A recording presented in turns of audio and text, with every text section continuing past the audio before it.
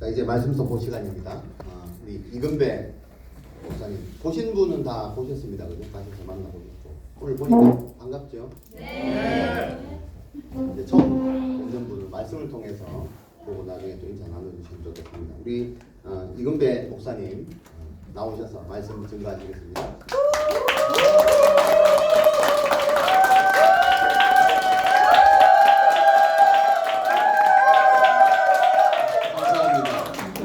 감사합니다.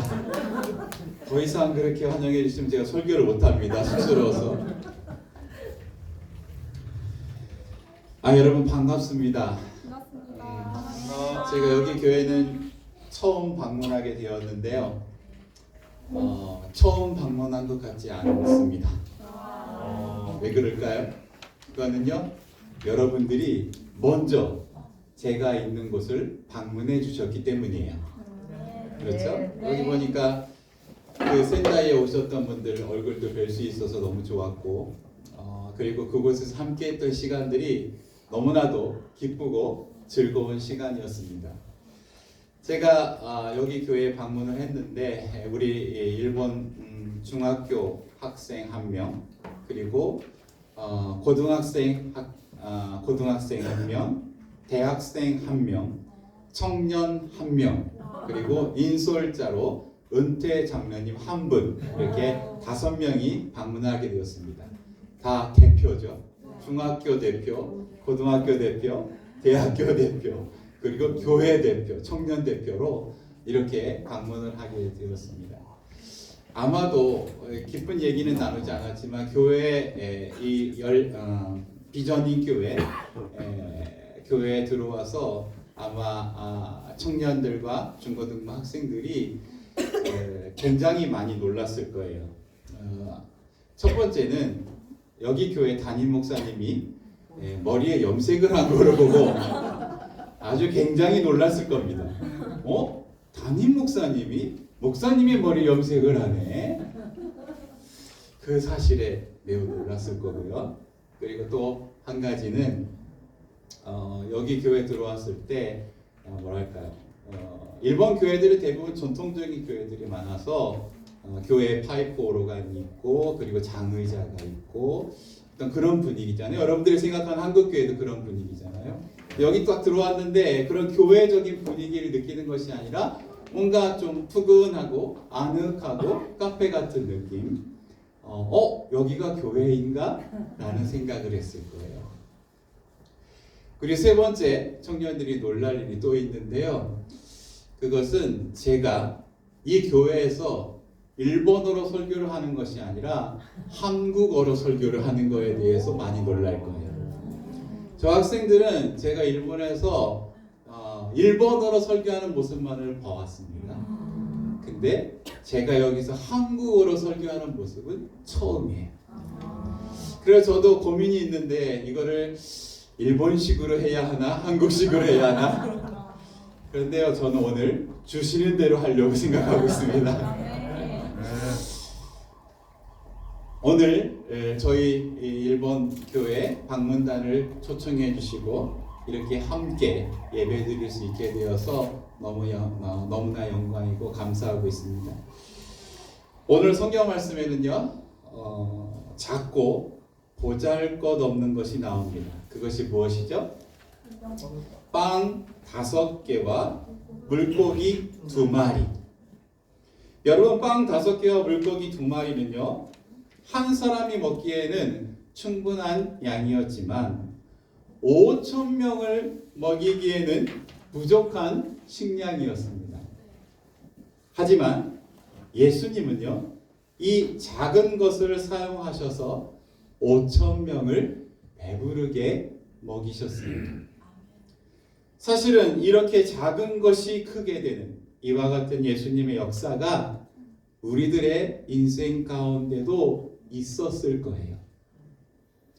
가만히 생각해 보세요. 여러분, 물론 교회 나오신 지 얼마 안 되신 분들도 많이 계시다고 들었는데, 초신자분들도 많이 계시다고 들었는데, 여러분들이 이 교회를 어떻게 오셨나요? 물론 여러 가지 생각이 있었겠죠. 그런데 우리는요, 그것을요, 우리가 했다라고 생각하지 않습니다. 우리가 같다라고 생각하지 않습니다. 그 안에는요, 예수님의 인도하심이라는 것이 있었을 거예요. 그것이 우리에게 기적이 되는 거예요. 그것을 통해 가지고 우리가 변화되는 기회가 되는 거예요. 그것이 은혜예요. 예수님이 우리의 인생 가운데 우리를 도와주신 것이 있었을 거예요. 그런데 우리는 그것을 기억하지 못하고 넘길 때가 많이 있어요. 예수님의 도움이 없었다면 지금 저와 여러분이 여기에서 앉아서 예수님을 찬양할 수가 없어요. 예수님이 우리의 인생 가운데서 여러 가지 문제들을 해결해 주셨기 때문에, 인도해 주셨기 때문에, 도와주셨기 때문에 감사하며 찬양할 수 있는 거예요. 아멘. 하지만 지금도 또 앞으로도 여러 가지 문제들이 우리의 인생 가운데 나타나서 우리들을 힘들게 할 거예요. 문제에 직면할 때마다 지치고 고단해서 피곤해서 쓰러질 때가 있을 것이에요. 우리의 인생 가운데 나타나는 문제들을 어떻게 해결해야 할까요? 이 질문에 대한 답이 오늘 본문에 있습니다. 여러분 13절과 14절을 다시 보시겠습니다. 13절과 14절. 예수께서 들으시고 배를 타고 떠나사 따로 빈들에 가시니 우리가 듣고 여러 고을로부터 걸어서 따라간지라. 예수께서 나오사 큰 무리를 보시고 불쌍히 여기사 그 중에 있는 병자를 고쳐 주시니라 라고 되어 있습니다. 예수님께서 들으시고 배를 타고 그곳을 떠나셨습니다. 여러분, 예수님께서 들으셨다라고 기록되어 있는데 예수님이 무엇을 들으셨죠? 예수님이 들으신 내용은 14장 1절부터 11절에 기록된 내용입니다. 세례 요한이 어떻게 죽었는지, 세례 요한의 제자들을 통해서 그 내용을 들으셨습니다. 12절을 보면요, 요한의 제자들이 와서 시체를 가져다가 장사하고 가서 예수께 말하였습니다. 그런데요, 예수님은 그 소식을 듣고 그것을 떠납니다. 그 이유는 무엇일까요? 그 이유는 헤롯 왕과의 불필요한 충돌을 피하기 위해서입니다. 예수님도 세례 요한과 같은 사역을 하셨고 헤롯 왕이 예수님도 눈여겨보고 있었기 때문에 불필요한 충돌을 피하기 위해서 그것을 떠나셨어요. 그런데 무리가요, 예수님의 소식을 듣고 따라갑니다. 예수님은 큰 무리를 보시고 불쌍히 여기사 그 중에 있는 병자들을 고쳐주셨습니다. 하지만 저녁이 되었습니다. 15절 보시겠습니다. 저녁이 되매 제자들이 나와 이르되 이것은 빈들이요 때도 이미 저물었으니 무리를 보내어 마을에 들어가 먹을 것을 사 먹게 하소서라고 기록되어 있어요. 예수님은요, 식사도 하지 못하고 그럴 여유도 없었어요. 아주 바쁘게 저녁 때까지 말씀을 가르치시고 병자들을 고쳐주셨습니다. 복음이 전파되고 많은 병자들이 고침을 받는 영적인 은혜가 충만한 그곳에 문제가 발생했어요. 현실적인 문제가 발생했어요. 우리는요, 가끔씩 오해할 때가 있는데 영적으로 충만하고 은혜 충만한 생활을 하면 아무런 문제가 나타나지 않는다고 착각할 때가 있습니다. 하지만 여러분, 이러한 생각은 잘못된 생각이에요. 은혜 충만한 곳에도요, 문제가 나타납니다. 우리가 이 땅에서 살아갈 동안 하나님의 은혜로 충만해져서 영적인 능력과 성령의 능력으로 살아갈 때가 있지만 그와 함께 현실적인 문제에 직면할 때가 있어요. 예수님이요, 은혜로운 말씀을 전해주시고 병자들이 고침을 받는 영적인 능력이 충만한 그곳에, 예수님의 능력이 충만한 그곳에 현실적인 문제가 나타났습니다. 배고픔의 문제, 먹을 양식이 없는 문제가 나타났습니다. 이 현실적인 문제는 우리가 이 땅에 살 동안은 끊임없이 나타나서 우리를 괴롭히게 됩니다. 은혜롭게 신앙생활 잘하고 교회생활 잘하는데 나에게 문제가 나타납니다. 은혜로운 신앙생활을 하다가도 가정에 문제가 나타납니다. 갑자기 교회에도 문제가 나타납니다. 갑자기 코로나 바이러스와 같은 문제가 나타나서 한동안은 예배에 나오지도 못하는 문제가 발생해요. 이 세상에서 살 동안 우리들은 이와 같은 현실적인 문제들에 부딪히게 됩니다. 이와 같은 문제들을 직면하면 여러분들은 어떻게 하시죠? 그 다음에는 어떻게 될까요? 그 문제들을 해결하기 위한 방법을 열심히 찾게 됩니다. 어떻게 할까? 어떻게 하면 이 문제를 해결할 수 있을까? 아주 열심히 생각하게 될 거예요. 여러분, 오늘 본문에서 제자들도 아주 열심히 생각했습니다. 이 문제를 해결하기 위한 방법을 찾기 위해서 아주 많은 것을 생각했습니다. 제자들도 이 문제를 해결하기 위해서 열심히 생각했습니다. 제자들은 무엇을 생각했죠? 제자들의 생각은 무엇이었습니까? 15절에 기록되어 있습니다. 이곳은 빈들이요 때도 이미 저물었으니 무리를 보내어 마을에 들어가 먹을 것을 사 먹게 하소서가 제자들의 생각이었고 제자들의 문제 해결의 방법이었습니다. 여러분이 생각할 때 이 방법이 가장 합리적인 생각이라고 생각하십니까? 여러분들도 이것이 가장 좋은 해결의 방법이라고 생각하십니까? 하지만요, 제자들의 제안을 들은 예수님께서는 제자들의 귀를 의심할 만한 말씀을 하십니다. 16절을 보세요. 예수께서 이르시되 갈 곳 없다. 너희가 먹을 것을 주라 라고 말씀하세요. 이러한 예수님의 말씀을 듣게 되면 먼저 생각나는 것이 무엇이죠? 내가 무엇을 얼마나 가지고 있는지를 생각하게 됩니다. 그리고 이곳에 얼마나 많은 사람들이 모여 있는지, 그리고 이 사람들에게 배부르게 먹을 수 있는 양식을 제공하기 위해서 돈이 얼마나 필요한지를 생각하게 될 거예요. 만약에 여러분들이요, 당시에 예수님의 제자라고 한다면 너희들이 먹을 것을 주라 라는 예수님의 말씀을 어떻게 이해하고 예수님에게 어떤 제안을 하셨을까요? 역시 제자들과 같이 무리를 해산하고 무리를 보내어 마을에 들어가 먹을 것을 사 먹게 하시지요 라고 제안했겠지요. 제자들의 제안 외에 다른 좋은 제안이 떠오르지 않아요. 그런데 여러분, 예수님께서 말씀하신 너희가 먹을 것을 주라 라는 말씀 가운데 중요한 진리가 있습니다. 이 말씀을요, 좀 더 깊이 생각하고 이해할 필요가 있습니다. 제자들에게 이렇게 말씀하신 의도가 있었어요. 예수님이 제자들에게 가르치고 싶은 것이 있었어요. 제자들에게 너희가 먹을 것을 주라라고 말씀하셨지만 예수님은 누구보다도 제자들에게는 그러한 능력과 힘이 없다는 것을 가장 잘 알고 계셨어요.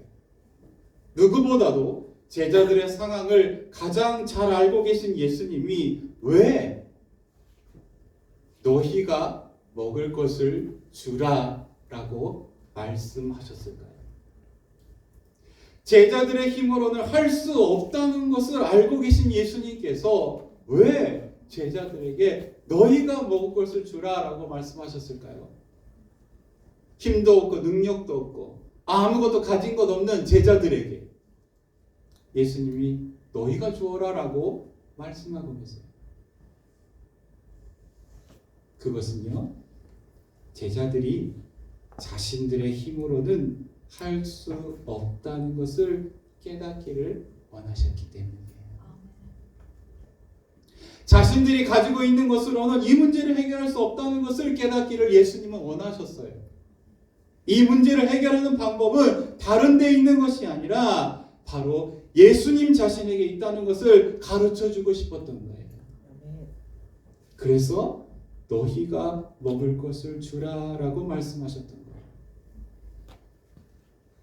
예수님, 저희가 가지고 있는 것은 작지만 저희들의 힘으로는 이 문제를 해결할 수 없지만 저희에게는 예수님이 계시지 않습니까? 예수님이라면 무엇이든지 가능하지 않습니까? 예수님을 믿고 의지하는 믿음을 원하셨던 거예요.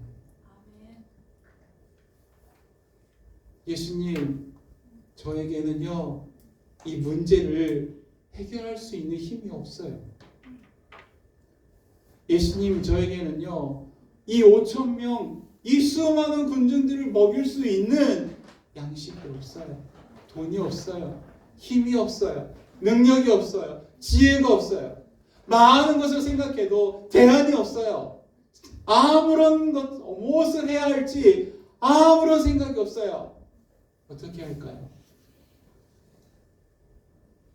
제가 가지고 있는 것은 부족합니다. 이것으로 무엇을 할 수 있겠습니까? 하지만 저는 할 수 없지만 예수님이라면 가능합니다. 예수님은 모든 것이 가능하신 분이지 않습니까? 이것이 믿음이에요. 이것이 신앙이에요. 그런데 예수님의 제자들은 예수님을 의지하는 믿음이 없었던 것 같아요. 지금 우리도 여러 가지 문제로 인하여 고민하고 낙심하고 있지 않나요? 현실적인 문제가 발생했습니다. 그것을 해결하기 위해서 여러분들은 무엇을 생각하셨습니까? 그리고 무엇을 예수님께 제안하고 계십니까? 예수님은 지금도 우리에게 갈 것 없다. 너희가 먹을 것을 주라라고 말씀하십니다. 이 말씀은요, 나를 의지해라. 이 문제 해결 방법은 나에게 있으니 나를 믿어라. 나에게 맡겨라 라는 말씀이에요. 여러 가지 복잡한 문제, 현실적인 문제에 부딪힐 때, 그 문제로 인해서 우리가 어렵고 힘들 때 우리에게 필요한 것은 예수님을 의지하는 믿음입니다. 하지만 이것을 알면서도 우리는요, 믿음이 약해서 때로는 이 문제를 예수님에게 가져가려고 하질 않아요. 주저하고 갈팡질팡하고 많이 생각하면 생각할수록 복잡해지고 무엇을 제안하고 무엇을 결정해야 할지 알지 못할 때가 많아요. 예수님이 항상 나와 같이 계시고 나를 인도하시고 나의 길을 같이 걸어주시는데 우리의 문제를 예수님께 가져가지 못하는 연약함이 우리 안에 있습니다. 제자들의 연약함이었죠. 그리고 그 제자들의 연약함은 바로 우리들의 연약함일 수도 있어요. 그런데요, 이 제자들의 연약함과 우리들의 연약함을 가장 잘 알고 계시는 예수님이 말씀하십니다. 제자들에게 뭐라고 말씀하시지요? 자신이 가지고 있는 것이 너무나도 작고 보잘것없다고 생각할 때, 느낄 때, 자신이 가지고 있는 힘이 너무나도 작다고 느낄 때, 이것으로는 아무런 도움이 되지 않을 것이라고 믿고 있을 때, 현실적인 문제로 고민하고 낙심하고 있을 때 예수님이 말씀하십니다. 17절과 18절 보세요. 제자들이 이르되 여기 우리에게 있는 것은 떡 5개와 물고기 2마리뿐이니이다. 이르시되 그것을 내게 가져오라 하시고. 예수님의 제자들에게, 연약한 제자들에게 뭐라고 말씀하시죠? 그것을 내게 가져오라. 작고 보잘것없고 아무런 도움이 되지 않겠다고 생각하고 있는 그것을 내게 가져오라. 현실적인 문제가 나타나서 고민하고 걱정하고 낙심하고 있는 그 문제를 내게 가져오라. 라고 말씀하세요. 예수님 이렇게 작은 것이 무슨 도움이 있겠습니까? 예수님 내가 가지고 있는 이 힘이 무슨 도움이 있겠습니까? 이것으로 무엇을 할 수 있겠습니까? 그렇게 생각하지 말고 나에게 가져오라. 내게로 가져오라. 예수님은요, 어떤 문제라도 예수님에게 가져가는 것을 원하므로 그것을 기뻐하십니다. 그리고 우리가 예수님에게 가지고 간 그 작은 것을 사용하셔서 예수님은요, 놀라운 결과를 만들어 주십니다. 여러분, 무엇이라도 좋습니다. 예수님은 내게로 가지고 오라고 말씀하십니다. 여러분들이 가지고 있는 문제들을 예수님에게 가지고 가시기 바랍니다. 예수님에게 가지고 가면 예수님께서 우리의 문제들을 해결해 주시는 놀라운 능력을 경험하게 되실 것입니다. 예수님은 우리가 가지고 간 문제들을 무시하지 않을 것입니다. 우리가 예수를 믿고 의지할 때, 모든 것을 예수님께 맡길 때 예수님은 우리들에게 가장 좋은 최선의 방법으로 응답해 주실 것입니다. 살면서 어려운 문제들 있잖아요. 지금도 어려운 문제들이 있죠. 나를 힘들고 지치게 하는 현실적인 모든 문제들을 예수님에게 가지고 가셔서 예수님의 놀라운 힘과 능력을 경험하는 여러분들 되시길 바라겠습니다. 다음은요, 19절에서 21절 말씀 보세요. 특히 여기에서 주의 깊게 읽고 이해하기를 원하는 구절은 19절입니다. 19절을 보면요, 19절 우리 같이 읽을까요? 같이 읽겠습니다. 시작. 우리를 명하여 잔디 위에 앉히시고 떡 5개와 물고기 2마리를 가지사 하늘을 우러러 축사하시고 떡을 떼어 제자들에게 주시매 제자들이 우리에게 주니. 네, 여기까지. 예수님은 무리를 명하여 잔디 위에 앉히시고 떡 5개와 물고기 2마리를 가지사 하늘을 우러러 축사하시고 떡을 떼어 제자들에게 주셨고, 제자들이 예수님으로부터 떡을 받아서 그 떡을 다시 무리들에게 나누어 주었습니다. 배불리 먹고 남은 조각을 12바구니에 차게 거두었으며 먹은 사람은 여자와 어린 이외에 5,000명이나 되었습니다. 여러분, 여기에 중요한 진리가 있습니다. 여러분, 예수님이 떡 5개와 물고기 2마리를 가지고 축사하신 후에 떡 5개와 물고기 2마리는 어떻게 변화되었다고 생각하십니까? 떡 5개가 5,000개가 되고 물고기 2마리가 5,000마리가 되었나요? 저는요, 그렇게 되지 않았다고 생각합니다. 왜냐하면 예수님이 축사하신 후 떡을 떼어서 제자들에게 나누어 주었기 때문에, 만약에 축사하신 이후에 많은 수의 떡으로 변화되었다고 한다면 굳이 예수님께서 그 떡을 떼어서 나누어 주실 필요가 없습니다. 예수님의 손에 들려진 떡은 축사하신 이후에도 변화가 없었습니다. 하지만 그 떡을 떼어서 나누어 줄 때 거기에 모인 모든 사람들이 배불리 먹고 남는 역사가 나타났습니다. 예수님은 떡을 떼어서 제자들에게 주셨고, 제자들은 예수님께 받은 것을 다시 떼어서 다른 사람들에게 나누어 주었을 거예요. 예수님으로부터 받은 것을 다시 떼어서 나누어 줄 때 받은 것이 줄지 않고 풍성해지는 놀라운 일이 나타났습니다. 자, 예수님은요, 이것을 통해서 우리에게 중요한 것을 가르쳐 주십니다. 그것이 무엇이죠? 우리가 예수님으로부터 받은 것을 떼어서 나누어 줄 때 더 풍성해진다는 사실입니다.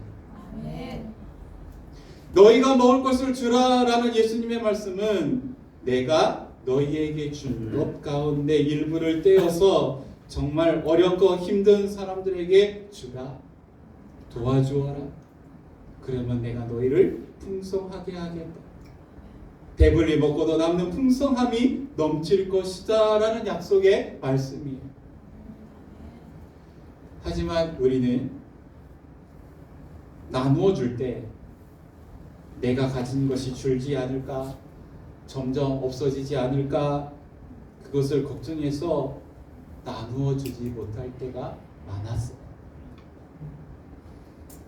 우리는 지금까지요, 나의 것을 떼어서 주는데 인색했을지 몰라요. 하지만 예수님은 그것을 원하지 않습니다. 왜냐하면 우리는 모든 것을 예수님으로부터 받았기 때문이에요. 내가 열심히 벌어서 많은 것을 소유하였다 하더라도 우리의 믿음은요, 내가 얻었다고 생각하지 않습니다. 예수님이 나에게 건강을 주셨고, 예수님이 나에게 직장도 주셨고, 예수님이 나에게 주셨다고, 내게 있는 모든 것이 주님의 것이라고 믿고 있고, 나에게 주신 것에 대한 감사의 마음을 가지고 있습니다. 아멘. 그렇죠? 네. 우리는 많은 것을 예수님으로부터 받았잖아요. 우리는 예수님으로부터 사랑을 받았습니다. 아멘. 하나님이 이 세상을 사랑하사 독생자를 보내주셨고, 예수님은 우리를 사랑하사 십자가에 달려서 돌아가셨고, 예수님이 우리를 사랑하셔서 우리를 구원하기 위해서 피를 흘리셨고, 고통을 당하셨고, 고난을 당하셨고, 예수님이 고난 당하심으로 말미암아 우리가 구원을 얻었습니다. 아멘. 천국에 대한 소망을 받았습니다. 아멘. 영생을 얻었습니다. 아멘. 이것은 우리가 노력해서 받은 것이 아니지요. 예수님이 우리를 사랑하셔서 우리에게 주신 것들.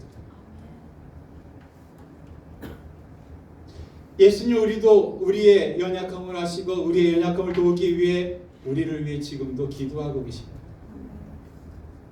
예수님의 십자가의 고난과 도움을 통해 예수님이 우리를 얼마나 많이 사랑하시는지 우리는 지금도 알고 있습니다. 예수님의 고난과 십자가의 은혜로 하나님의 자녀라 살아갈 수 있게 하셨고, 천국과 영생을 선물로 받았습니다. 예수님 우리를 이렇게 많이 사랑하시는데, 예수님의 사랑을 많이 받고 있는데 다른 사람을 사랑하지 않고 있지는 않나요? 예수님이 나에게 많은 것을 주셨는데 우리는 다른 사람에게 나의 것을 떼어주지 않고 있지는 않나요? 여러분, 사랑하기 어려운 사람도 있죠. 좀처럼 사랑할 수 없는 사람도 있지만 그 사람을 사랑할 때 사랑이 더욱더 풍성해집니다. 우리가 사실 이 세상에서 많은 죄를 저지르고 살았었는데 예수님이 우리의 죄를 용서해 주셨죠. 근데 예수님이 원하시는 것은 무엇이죠? 우리도 또한 다른 사람들을 용서하는 것을 예수님은 원하고 계시잖아요.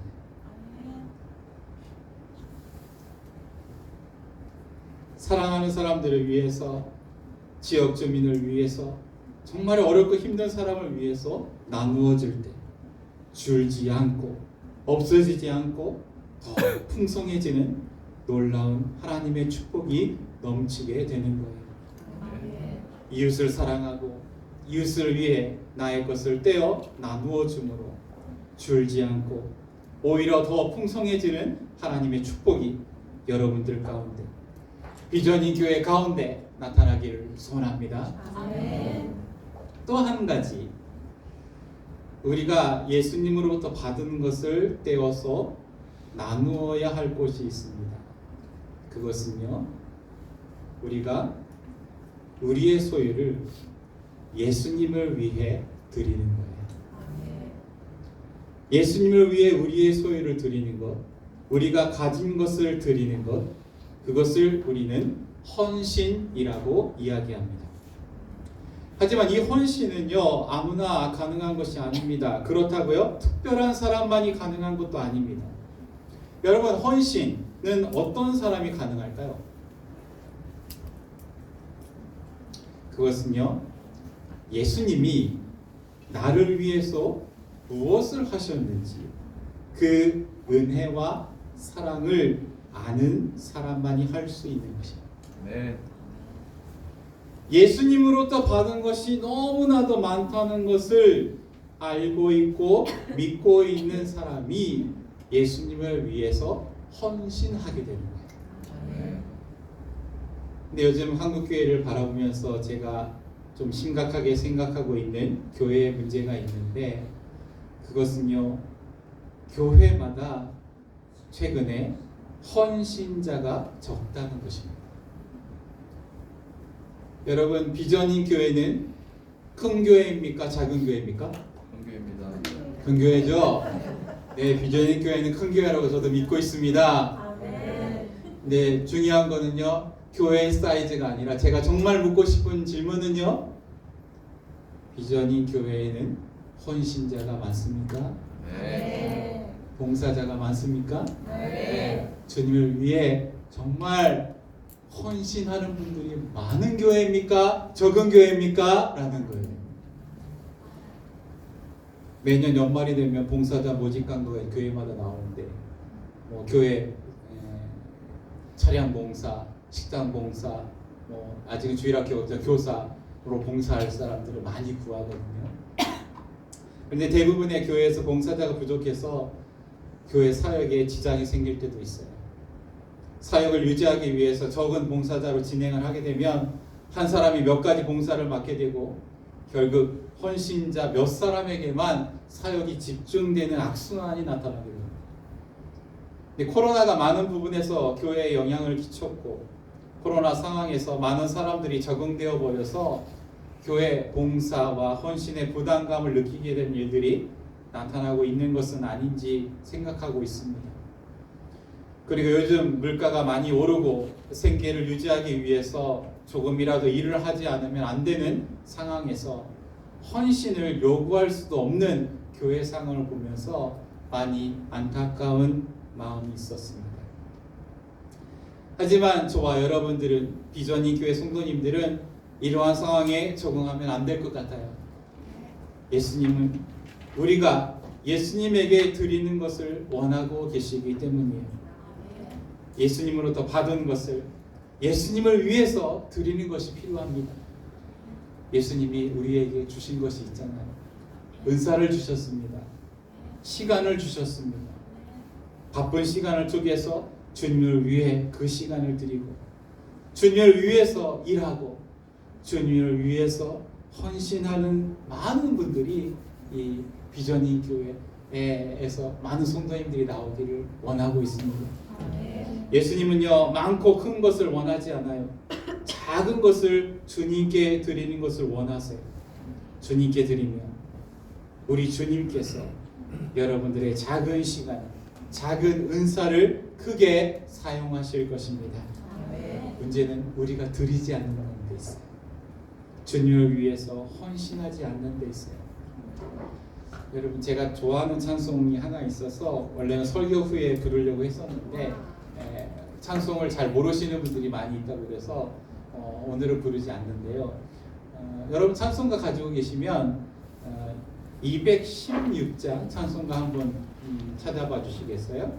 만약에 여기 띄워주실 수 있으면 216장 찬송가를 좀 띄워주시겠어요?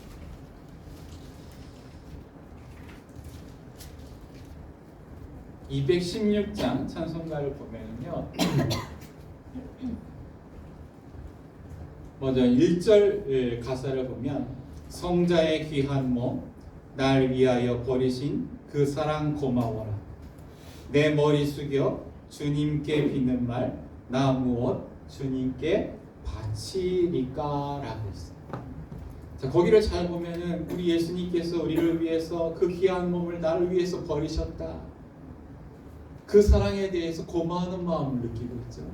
감사해요. 자, 거기에 대해서 예수님의 사랑에 대해서 감사함을 느끼게 되니까 어떻게 변하게 되죠? 내 머리 숙여 주님께 비는 날, 나 무엇 주님께 바치리까. 예수님이 나를 위해서 이렇게 나를 위해서 몸을 버리시고 사랑해 주셨는데 나는 주님을 위해서 무엇을 드릴까? 무엇을 바칠까? 3절 말씀, 3절 가사 한 번 더 보시면요. 주님의 십자가 나도 지고 신실한 믿음과 마음으로 형제의 사랑과 친절한 위로를 네게나 베풀게 하옵소서. 십자가의 사랑, 그것을 내가 알고 있고 그것을 내가 믿고 있고 믿음과 마음으로 다른 형제에게도 사랑과 위로를 베풀게 하옵소서. 친절한 위로를 누구에게나 베풀게 하옵소서. 그것을 위해서 내가 헌신하겠습니다. 그것을 위해서 내가 주님을 위해서 살겠습니다. 그런 고백이죠. 마지막 4절. 만 가지 은혜를 받았으니 내 평생 슬퍼나 즐거우나 이 몸을 온전히 주님께 바쳐서 주님만 위하여 늘 살겠네. 한 가지 두 가지 은혜가 아니에요. 우리가 주님으로 받은 은혜가 너무나도 많다는 거죠. 만 가지 은혜. 물론 이거보다 더 많은 게 많겠죠. 만 가지 은혜를, 예수님의 은혜를 내가 받았으니 내 평생 슬프나 즐거우나 이 몸을 온전히 주님께 바쳐서 주님을 위해서 살겠습니다 라는 거예요. 여러분, 이것이 헌신이에요. 먼저는요, 여러분들이 주님으로 받은 것을 생각하세요. 내가 주님으로부터 무엇을 받았는지를 생각하세요. 근데 주님이 나를 사랑하셔서 무엇을 해주셨는지를 생각하세요. 그러면 그것을 여러분들이 느끼고 그것에 대해서 감사하는 마음을 가질 때 여러분들도 헌신자가 될 수 있습니다. 네. 비전이 교회에서 선교사도 나오고 목사도 나오고 많은 봉사자가 나오기를 간절히 소망합니다. 네. 이 교회가 또 이웃을 위해서 많은 섬김과 봉사의 사역을 하는 그러한 교회가 되기를 소망합니다. 네. 예수님으로부터 무엇을 받았는지 잘 생각하시고 예수님의 은혜에 감사하여 헌신하는 성도님들이 많아져서 봉사자와 헌신자가 넘치는 비전인 교회 되시기를 바랍니다. 네. 주님께 작은 것을 드렸지만 우리 주님이 그것을 크게 사용하셔서 오병이어의 기적이 비전인 교회 가운데 여러분의 인생 가운데 충만하게 나타나기를 축원합니다. 기도하겠습니다. 살아계신 하나님 감사합니다. 오늘 저희들을 이곳으로 보내주시고 우리 비전인 교회 성도님들과 같이 하나님을 찬양하며 예배하게 하심에 감사드립니다. 우리 주님께서는 우리를 사랑하셔서 참으로 많은 은혜를 부어주셨는데 우리가 그 은혜를 모르고 살아갈 때가 많이 있습니다. 우리가 앞으로는 예수님이 나를 위해서 무엇을 주셨는지 그리고 예수님이 나를 위해서 무엇을 하셨는지 깊이 깨닫게 해 주시옵소서. 하나님의 은혜와 사랑을 깊이 깨달아서 주님을 위해 헌신하고 봉사하는 성도들이 되게 해 주시옵소서. 예수님 이름으로 기도합니다. 아멘.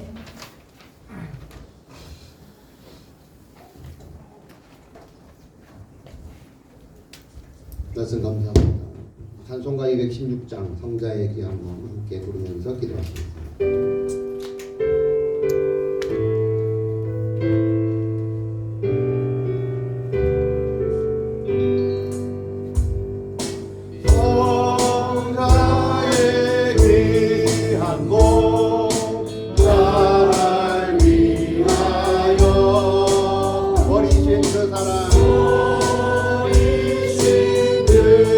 사랑 고마워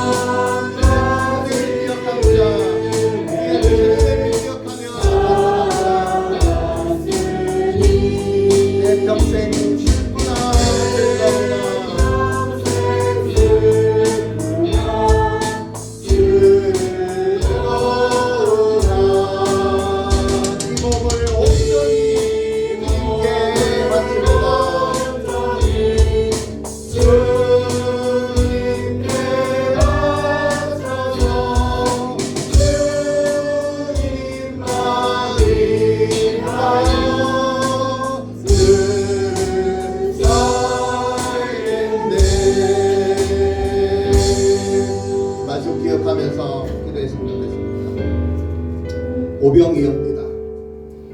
참 보잘것없는 아이의 도시락입니다. 내 하나 먹으려고 준비해온 겁니다. 참 그냥 봤을 때는 맛도 없고 누가 먹을래 그러면 안 먹어.